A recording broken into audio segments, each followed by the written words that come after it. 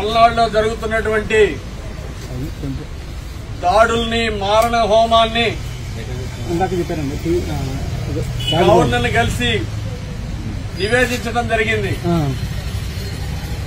సాక్ష్యాధారాలతో సహా pen drive లో ఇచ్చాం, ఫోటో ప్రింట్లు ఇచ్చాం, అన్ని వివరంగా గవర్నర్ గారికి చెప్పడం జరిగింది.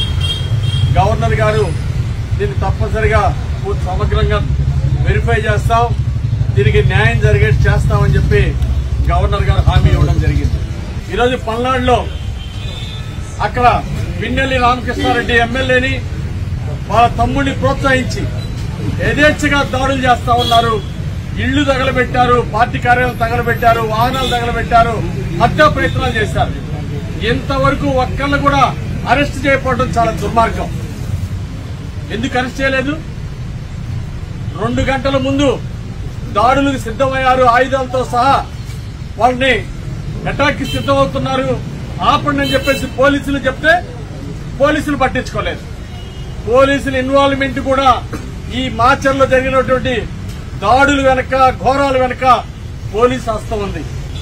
తెలుగుదేశం పార్టీ కార్యకర్తలు దాడి తర్వాత బ్రహ్మారెడ్డి బయటికి పంపిన తర్వాత 2.5 గంటలు యథేచ్ఛగా దాడులు చేశారు, మారణ హోమం చేశారు. అన్ని తగలబెట్టినా, ఇళ్లు ధ్వంసం చేసినా, దోచుకుపోయినా 2.5 గంటలు పోలీసు ఏం చేస్తా ఉంది?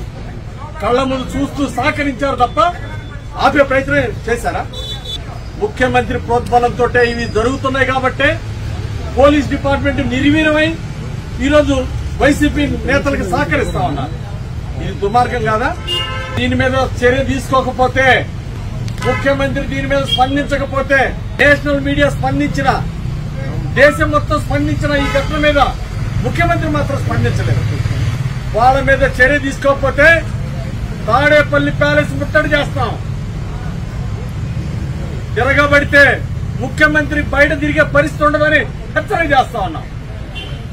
ప్రజలు తిరగబడితే ఈ ప్రభుత్వాన్ని సమాధి కట్టడానికి సిద్ధంగా ఉన్నారు.